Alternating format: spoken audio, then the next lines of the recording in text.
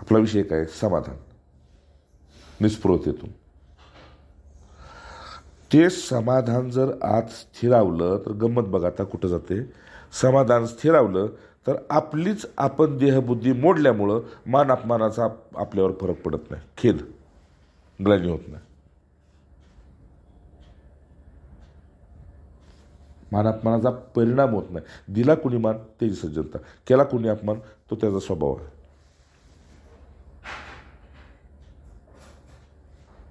बुद्धांच्या भाषेत ज्याच्याकडे जे आहे तेच देणार, नाही का? का? दोनच विषय चालतात या संसारात महापुरुषांच्या मते, एक स्तुती आणि दुसरी निंदा, बस. आणि त्या दोन्हीतनं जन्म कशाचा होतो? रागद्वेषाचा. स्तुती करत असेल तर तो आमचा आहे, निंदा करत असेल तर तो आमचा नाही. संपलं. जगात दुसरं काय आहे तेव्हा? काहीच नाही. आणि अपमान करणे म्हणजे आपल्याला कोणते धिकार करणे, नाकारणे, आपल्या उणीव पुढं मांडणे. तर समर्थांनी एका ठिकाणी लिहिले, म्हटले की विशेष करून सज्जनांचे दुर्गुण मानले जातात समाजात. सज्जनांचे, साधून असं राहू नये, संतांनी असं राहू नये, साधकांनी असं राहू नये, त्यांनी कसंही राहू देत, तुम्ही असं राहू नये. ठीक आहे. सज्जनांचे दुर्गुण मानले जातात. हा का? तर मग ते भाषा अशीच आहे की ते म्हटले की ज्या वृक्षाला फळं लागते त्याच वृक्षाला दगडं लागतात. बाबळीच्या झाडाला कुणी, कारण ऑलरेडीच त्याला काटे आहेत. खैराच्या झाडाच्या सावलीला मावली तर म्हटले खैराच्या झाडाच्या सावलीला कुणी बसायला मागत नाही.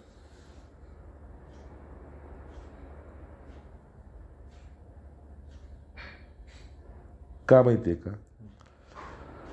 तर असा सज्जन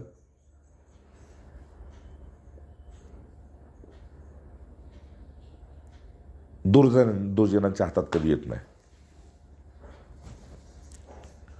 त्यामुळे तुमचे सद्गुणच दुर्गुण करून समाजापुढे मांडायचे. ठीक आहे ना? जसं कबीर दारू बी पितेत, काय कबीर कुठल्या बायबरोबर बी हिंडतेत, अनेक प्रत्येकाचं. मग आता इथं काय आहे? तर इथं एकच सुंदर उपाय आहे, ज्याच्याकडे समाधान टिकलंय त्यांनी लोकलज्जेला बळी पडू नये. लोक काय म्हणतील? ठीक आहे. नंग धडंग असे बी बघितले फकीर,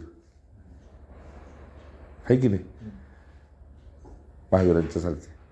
परिणाम काय झाला? कानामध्ये ती शिसं ओतलं त्यांच्या, गरम करून. शिसं माहिती आहे ना? शिसं धातू आहे एक शिसं, ते गरम करून ओतले.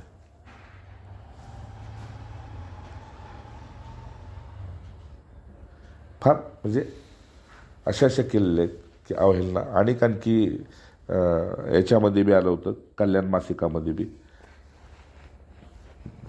कुठल्या सत्पुरुषाला कशा कशा प्रकारचे त्रास झालेत असा एक लेख आला होता. किंवा गुरु गोविंद सिंगांचे वडील, त्यांना गरम तव्यावर बसवलं होतं. चल ठीक. आता बरं आहे, ज्याला साधन करायचे का नाही त्याला समाज त्रास फार देत नाही, तो त्याचा तोच त्रास करून घेतो जास्त. ठीक आहे ना? त्याच्याच समाजाबद्दलच्या अपेक्षा फार आहेत. अगदीच काय नाही तर रमणांच्या पशी गेला एक जण आणि म्हटला की इतकं सगळं महाराज तुमच्याकडे ज्ञान आहे, माझं एक मत असं आहे की तुम्ही ज्ञान घेऊन बसलेलं आहे, समाजाचं काय? ते म्हटले त्याचं तो बघतोय की, तुझं तू बघ. म्हणजे मी तुझ्यापासून बी समाजापासून बाजूला झालो ना. अगोदर तू तुझं पहा, मग समाजाचं पहा.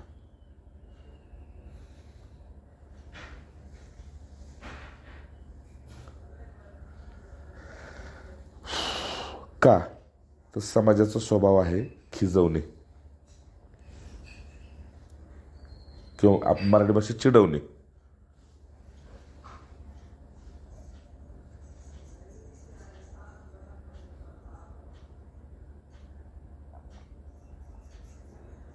तुकारामांच्या भाषेत आणखी सांगायचं म्हणजे असा समाज तू म्हटले माझ्या परीक्षा घेण्यासाठी तूच त्यांच्या रूपात आहेस, त्यामुळे मी म्हटले समाधानी.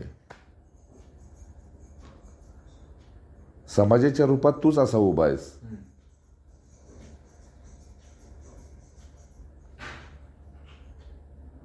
मग मी तुझं दर्शन समाजाच्या रूपात घेतोय. तर त्याला काय बोलणं म्हणजे तुला काहीतरी शब्द बोलणं आहे, लागणं आहे. मला त्याच्याबद्दल आता काय करायचं नाही, बरं का. मग समर्थांचं ऐकलं, विरक्ती बळे निंदे सर्वे ते जावे, अशी विरक्ती आपल्यामध्ये अस्थिर होते. विरक्त पुरुष कधी कुणाच्या पुन्हा नादी लागायचा विषय घेत नाही. ज्ञानेश्वर माऊलींना म्हणावी ऐका थोडंसं, कुणाच्या नादी लागायला मागत नाही. का तर समाज तुम्हाला खिजवायला येतो, चिडवायला येतो. तुम्हाला समाजाकडून अपेक्षा आहे नाही. तुम्ही असे तयार व्हा की समाजाला तुमच्याकडून अपेक्षा काहीतरी राहाव्यात. तुमची योग्यता असेल तर पूर्ण करा, नसेल तर नमस्कार करा की बाबा या बाबतीत मी अयोग्य आहे. का तुम्हाला आवडलेला समाधानाचा मार्ग म्हणजे शुद्ध आचरण, बस. आणि ते आपल्याकडे असल्यामुळे त्यांना असं वाटतं की ह्याच्याकडे आणखी काही विद्या आहेत का बघाव्या त्या, नाही का. का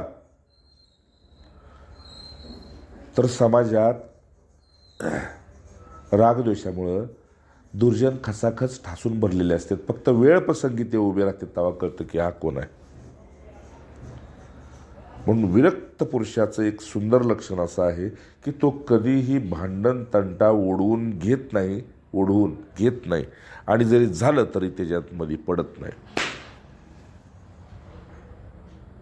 ठीक आहे ना.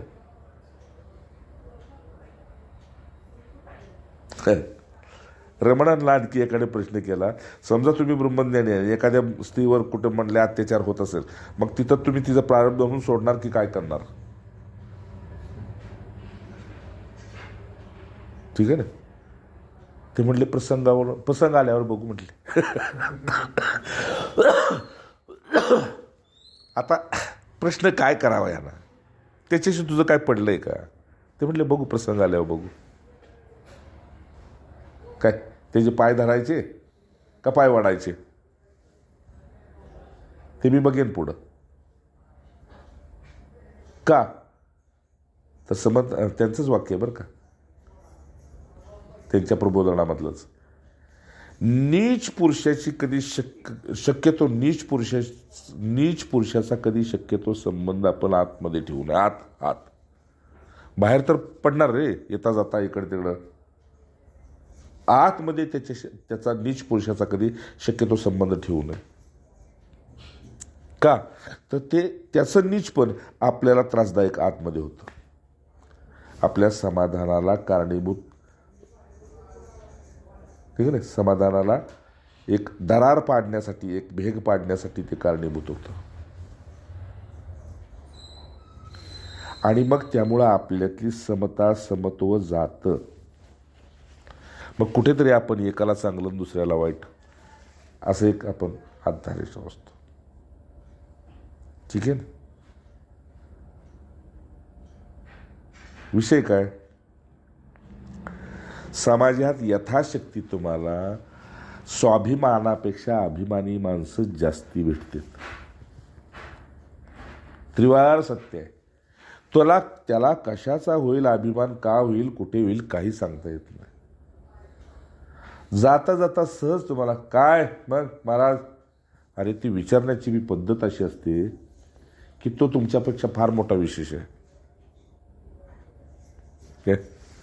किंवा तुम्हाला संसार कळत नाही आणि आम्हाला संसार कळतो. अशा माणसांच्या ताटपणाला कधीही आपण खतपाणी घालायचं नाही. आला रामराम तर ठीक, दिला रामराम, हा केला रामराम तर परतून दिला रामराम. नाही लांब न चाललाय तर अजून दंडवत प्रणाम. साध्या भाषेत अजून सांगू, आपणहून त्याला मोठेपण देऊ नये.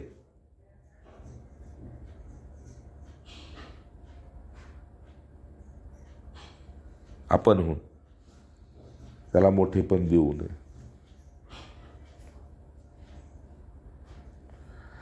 अधिकांश आता परमार्थात पडलेल्या मोठ्या मोठ्या महाराजांची तीच गत आहे. फार मोठ्या श्रीमंताला मोठेपण दिलं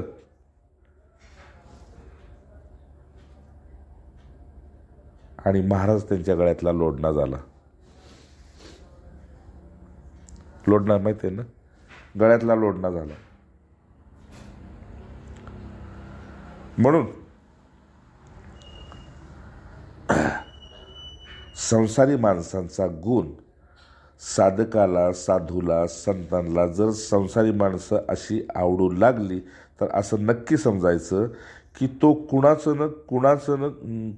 कुणाचं तरी ऐकणार आणि कुणाला तरी सांगणार आणि तिथून भांडण निर्माण होणार. ठीक आहे ना. का तर सज्जनापाशी दुर्जन आणि सज्जन दोन्ही येते त्यांनी एकमेकाचं सांगतात.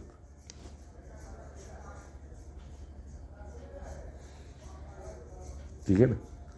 मग काय करावं तर समाधानी पुरुषापाशी म्हणते तो निस्पृह इतका असतो, निरीची इतका असतो की समाधानी पुरुषाचं पोट म्हणजे साक्षात गणपतीचं पोट होतं.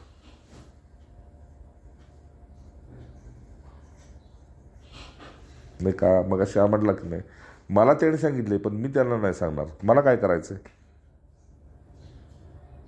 हां आता आपली सज्जनता अशी होते किंवा फार विकोप्याला जात असेल तर त्याची सुरक्षा करणे एवढंच. म्हणजे हातात पाणी आहे, घर कुणाचं तरी पेटले, नाही बाबा आम्हाला ते देवाला घालायला चाललोय पाणी. शक्यतो विजवता येत असेल तर प्रयत्न कर, नसेल त्याचं प्रारब्ध.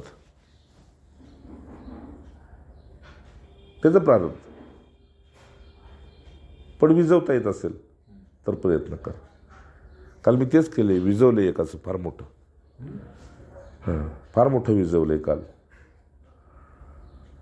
कौटुंबिक होतं, फार मोठं विजवलंय. जाताना त्याच्या डोळ्यात पाणी आलं.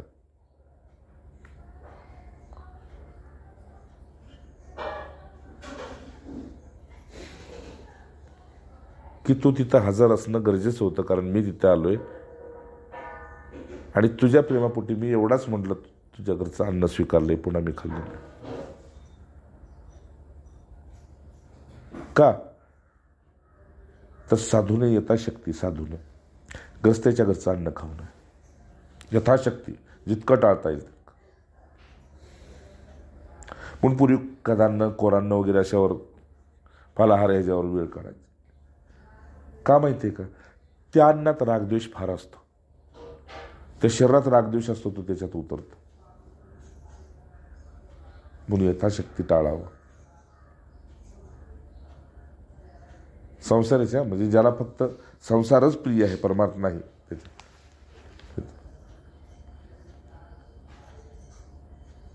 काय होतं. अशामुळे आपली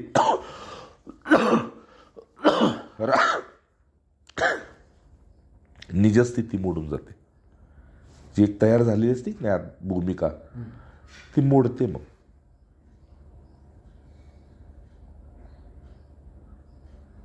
आणि पुन्हा असं वाटतं कितीतरी मी करतोय पण फिरून तिथंच का, असं का होतं. पण खूप मोठं ह्या आपण शब्दावर विचार करतोय की समाधान कशामुळे टिकतं तर निस्पृहतेमुळं. आणि निस्पृहता म्हणजे काय तर साध्या भाषेत अपेक्षा.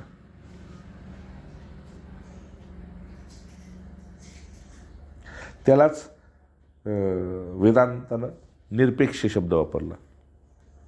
मुनीर ब्रह्म, ज्याला अपेक्षा नाही तो साक्षात ब्रह्म आहे. अहो पण गरज पडती की, असं कसं म्हणते तेव्हा शरीर आहे बस. ते म्हणतात काय हरकत नाही, गरज तो कुठून तरी भागेल, पण त्याचं रूपांतर तुमच्याकडून भोगात होतंय का ते बघा.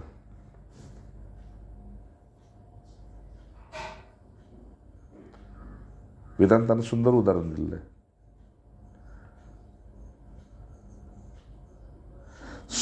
सृष्टी निर्मितीसाठी स्त्री पुरुष आहे, हे का नाही? त्याचं रूपांतर कशात होतंय बघा. स्त्री पुरुष हे सृष्टी निर्मितीचं एक निमित्त आहे, पण त्याचं रूपांतर कशात होतंय? भोगात, कामनेत.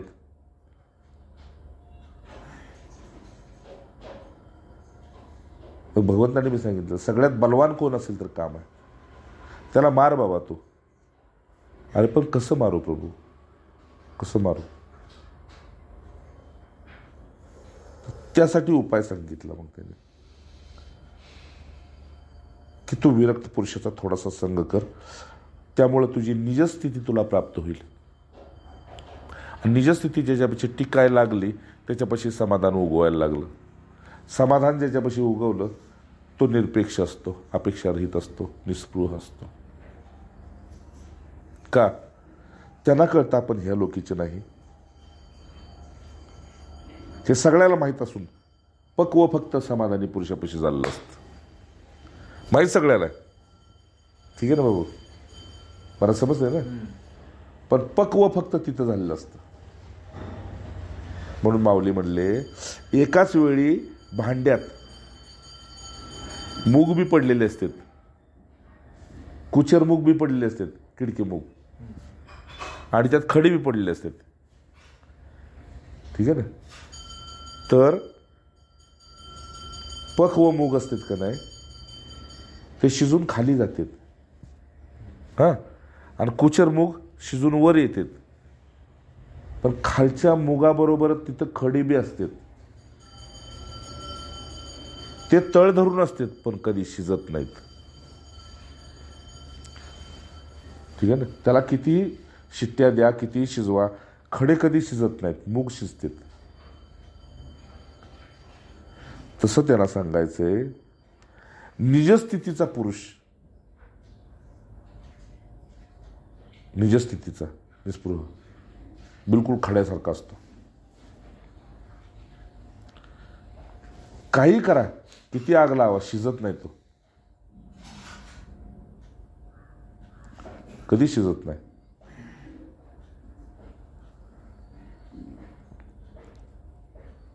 का? तर संसार यांच्याकडे दोन विषय असतात.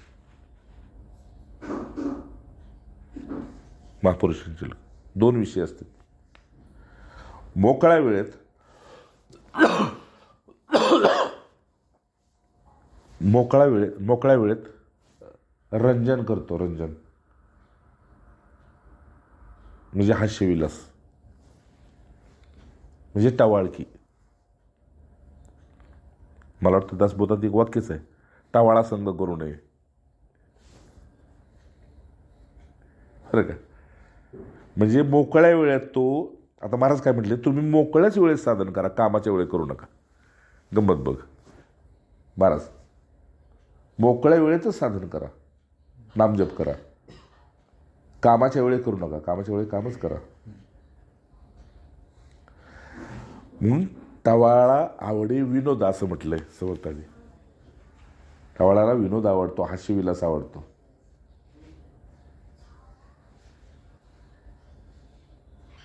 वाल्मिकी रामायणामध्ये तर असं एक वाक्य आलंय की प्रभू रामचंद्रांच्या संपूर्ण जीवन काळात त्यांच्या हास्याच्या वेळी कधी दात दिसलेच नाहीत. काय कमाल आहे बघ, असं वाक्य. मंद स्मित, बस, दात कधी दिसले नाहीत. आणि आपल्यात खेडेगावात म्हणतील की नाही, काय दात काढत बसलाय, कामणा आहे का काय, काय कमाल असेल. आपला विषय काय की समाधान का जातंय. म्हणून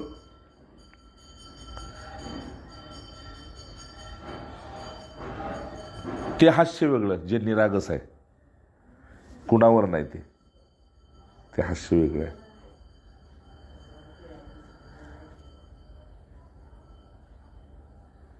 मग समाधानी वृत्ती ज्याची अशी स्थिरावली, त्याच्यात आणखी 2 गुण सांगितले. आकारण तो कधी हसत नाही आणि आकारण कधी बोलत नाही.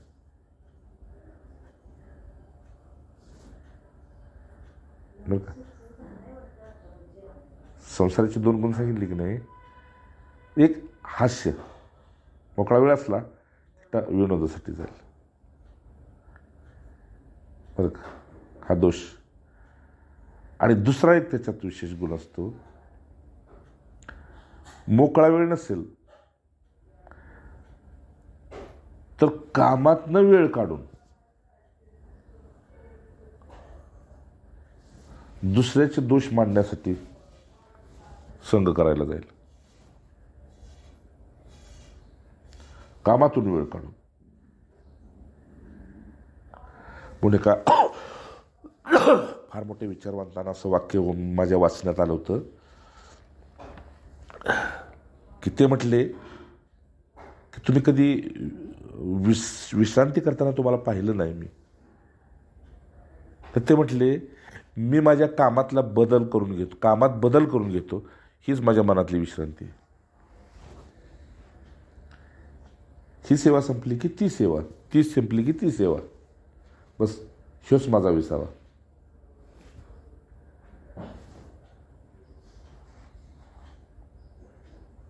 सेवेतला बदल हाच माझा विसावा.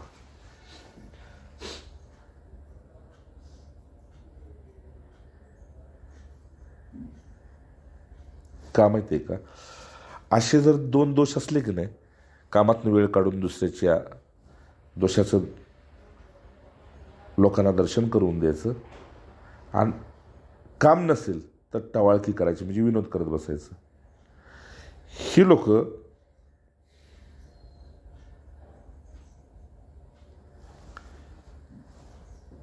समर्थांच्या भाषेत मृत्यूलोक चालवतात. मृत्यूलोक चालवतात.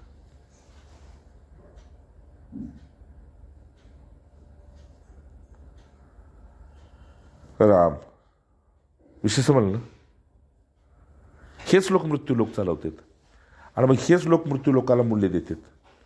आणि म्हणून भगवंताला 7वा 8वा अध्याय सांगावा लागला गीतेत.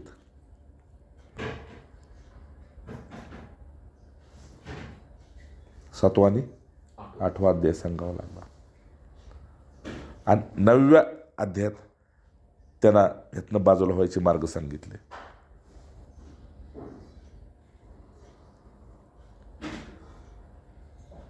राम असा समाधानी पुरुष जो आहे तो वर्णाश्रमात अडकत नाही. फार सुंदर सांगतोय, ठीक आहे ना. भगव्याला भुलत नाही काय, आणि पांढऱ्याला नावं ठेवत बसत नाही. समजलं ना. वर्णाश्रमात तो कधीच अडकत नाही.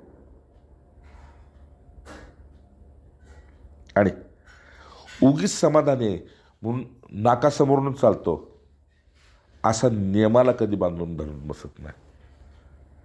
आपण बाबा हे, आपण बाबा हे, तो बी एक हळूच सूक्ष्म अहंकार डोकं काढतो वर. मग काय करतो समाधानी पुरुष, वाट मिळेल त्या वाटेनं प्रवास पूर्ण करतो. वाट मिळेल तिथे. म्हणजे कसं तर माऊलींच्या भाषेत तो पाण्यासारखा असतो. उतार घावला उतारानं, चढ घावला फूक घेऊन पुन्हा दुसऱ्या बाजूने, अशा प्रकारचं चालणं असल्यामुळं नित्य आत त्याची विश्रांती, आत आणि बाहेर भ्रमंती.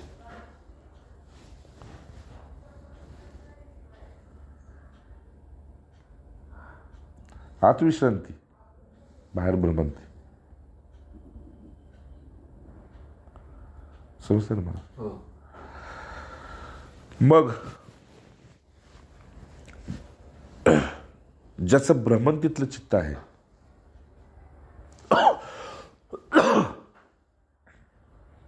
त्यानं कुणाशी आपुलकी धरू नये. ठीक आहे ना. आणि तो गुण आहे तुझ्यात.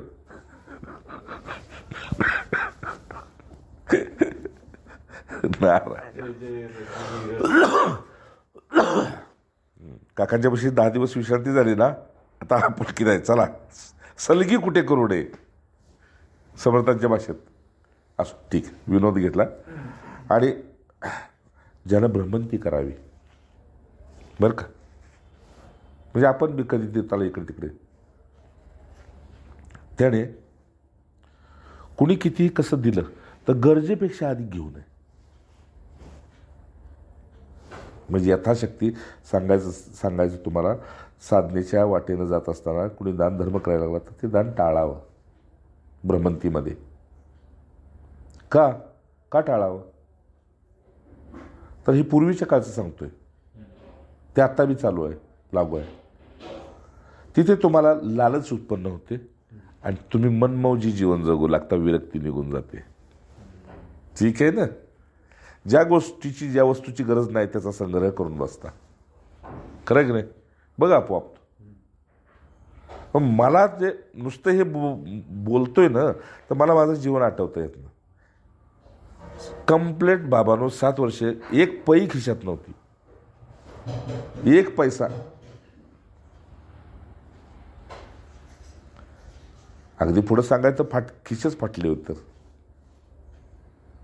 त्यामुळे स्वभाव आता झालेला आहे. अगदी कार्यकारण जरी कुठं बँकेत जावं लागलं इकडं बाजार, तरी सुद्धा म्हणजे एखादी नोट खिशात ठेवली तर फार जड वाटते. किती तिथं द्यायचे ते हे करायचे, असं होतं. लक्षात आलं का महाराज? आणि मग ज्यांना असं भ्रमंतीत राहायचं असतं का नाही, आता मी तुझ्यासाठी सांगतोय, ज्याने असं भ्रमंतीत राहायचं असतं त्यांनी कधीही कुठल्याही 4, 2, 5, 10 लोक समुदायामध्ये स्वतःला गुंतवून घ्यायचं नाही. अधिक चौकशी करायची नाही, आपला परिचय द्यायचा नाही, गुरूंच्या नावानं जगायचं नाही, देवाच्या नावानं भीक मागत फिरायचं नाही. दिवस असे येते की देव तुमच्या पाठीमागं फिरायला लागतो तुमच्या गरजा पूर्ण करायला. बस इथे गरजच पूर्ण करायची. गरज पूर्ण झाली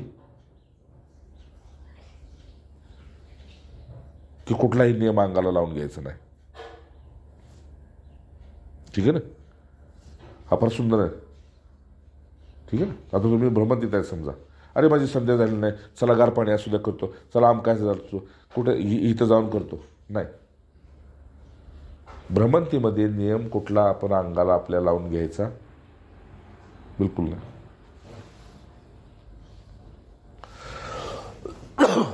का? तर तुम्हाला अनुभव आला, तुमच्याबरोबर भ्रमंतीमध्ये होता आणि एकूण मरून पडला तिकडे, ते नाही का, आणि कुणीतरी जामीन त्याला झाला. आलं का नाही डोक्यावरला चढ? मग म्हणून संसारात काय नाही बाहेर काय, इतकं एक होऊ नका की दुसऱ्याला कुठेतरी दुसऱ्यासाठी आपण आपला प्रवास खुंटवावा. आता बापू म्हणते तसं खड्या पलटन झुंडची झुंड फिरत राहते. आणि नियमितपणा असा आपण धरत बसलो की आपणच आपलं बंधन उभं करतो. ठीक आहे ना? संसार वाटेत म्हणजे ज्याला परमार्थाचे समाधान निस्पृह स्थितीत बसायचे त्यानं.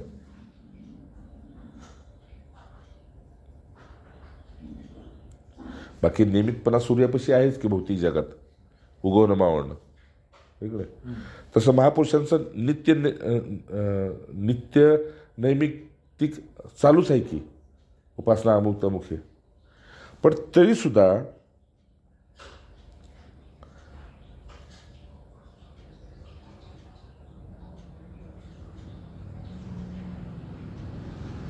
आध्यात्मिक नित्य नियम वेगळा आणि संसाराचा नियमितपणा वेगळा. ते बंधनाला कारण होतं आणि आध्यात्मिक नित्य नियमपणा हे मुक्तीला कारण होतं. संपू काय 2 मिनिटात? शेवट बघा आता. समाधान अपेक्षेमुळे जातं. अपेक्षेची उपेक्षा करायला लागलो की चिंता गिरते.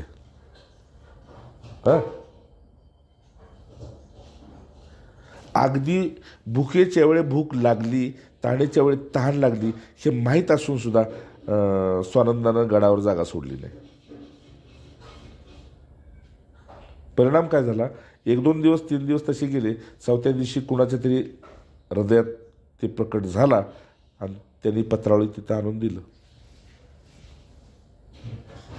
पण अशी वृत्ती धारण केली नव्हती, तशी तयार झाली होती की मी जाऊन दारात उभं राहून मागणार नाही, असं काही नियम नव्हता. मग ती एक आत खंत झालेली होती. खंत की हक्काच्या पानावर न उठलोय ना, तर आता कुठं हात नाही पसरायचं जेवायसाठी. ठीक आहे ना, हक्काच्या पानावर उठवलं ना, आता कुठे जाऊन हात नाही पसरायचं. अशा ह्याचं रूपांतर कशात झालं? अभ्यासात झालं. अभ्यास करशील चमकशील. अभ्यास तो कोणते अभ्यास करशील चमकशील. त्या अभ्यासात रूपांतर झालं. भुकेच्या वेळी सुद्धा दुर्लक्ष करायचं, ताणीच्या वेळी बी दुर्लक्ष करायचं, फक्त मलमूत्र विसर्जनाच्या वेळेच बाहेर पडायचं. ठीक आहे महाराज. आणि हा नियमितपणा अध्यात्माला उंचीवर घेऊन गेला. ठीक आहे.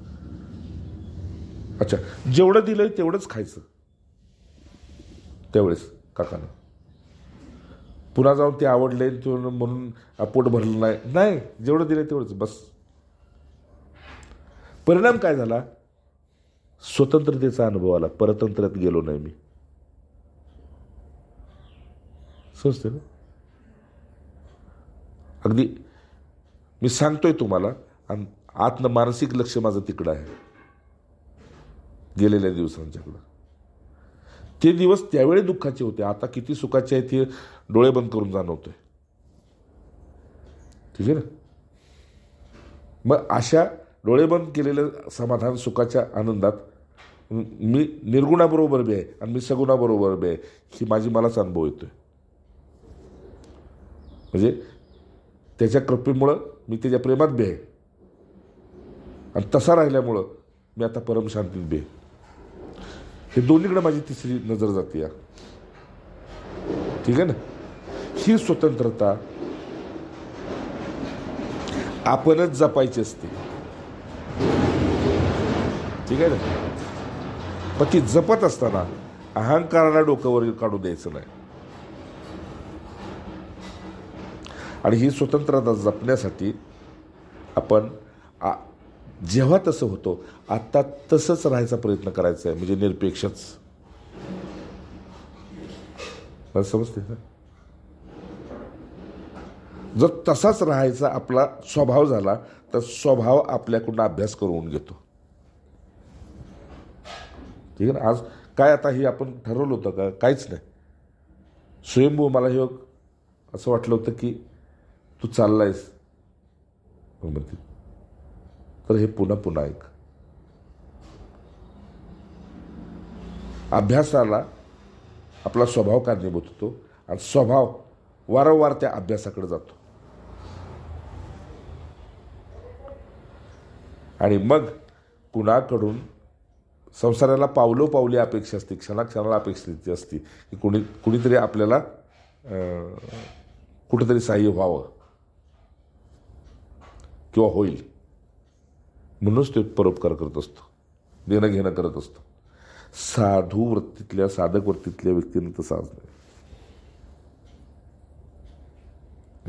नाहीतर मग तर वृत्ती उच्छृंखल होते, म्हणजे किंवा एक स्वेच्छाधारी होते.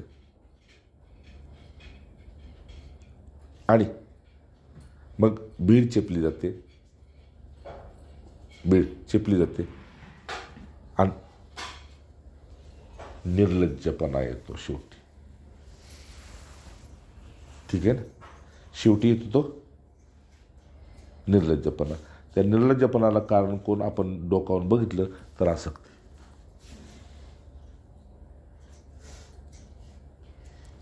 कारण कोण? ती आसक्ती. म्हणून शेवटचा संदेश असा तुला जाता की कधीही कुणाच्या ऐश्वर्यावर आपली गराळ नाही गळली पाहिजे. मग ते सौंदर्याचं असेल, सत्तेचं असेल, धनाचं असेल, कशाचंही, त्याच्या ऐश्वर्याला आपल्यात आतमध्ये जागा नाही दिली पाहिजे. त्याच्या दृष्टीने ते मोठं असेल, आपल्या दृष्टीने ते तुच्छ आहे. कुणीच तुमचं समाधान काढून घेऊ शकत नाही. का?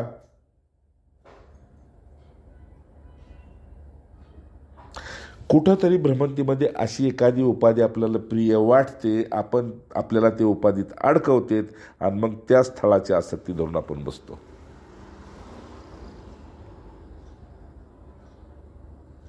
ठीक आहे, त्या स्थळाची आसक्ती धरतो आणि ती आसक्ती जी आहे की नाही, ती आपल्याला आपली विरक्ती कवा काढून घेते ती आपल्याला कळूनच देत नाही. अच्छा, पण शेवटचा उपाय, आपली निजस्थिती सांभाळण्यासाठी दिवसाच्या पोटी 2 तास, साधूचे 4 तास, संसाराचे 2 तास, अगदी असेल तर 1 तास तरी त्यानं एकांतात घालावा. एकांत कधी भंग होऊ देऊ नये. एकांत भंग होऊ देऊ नये म्हणजे 24 तासात 1 तास तू तुझ्यासाठी जगत नसशील तर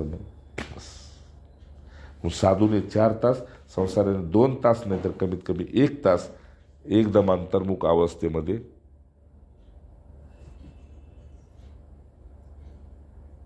तेव्हाच त्याचं हे समाधान साधनेसारखं म्हणजे सावली, देहाबरोबर सावली असते की नाही, कधी दिसते दिसत नाही, तसं कधी समाधान दिसतं कधी दिसत नाही, पण असतं आपल्याजवळ. ठीक आहे. असंच तुम्हाला निजस्थितीमध्ये एकांताची गोडी एकदम टिकली की ते समाधान तुम्हाला सोडाय मागत नाही आणि तुम्ही समाधानाचा आदर केल्याशिवाय राहत नाही. तुम्ही समाधानाचा आदर करा, मग जग तुमचा आदर करू नाही तर निरादर करू, काही त्याच्याशी फिरून पुन्हा सांगतो,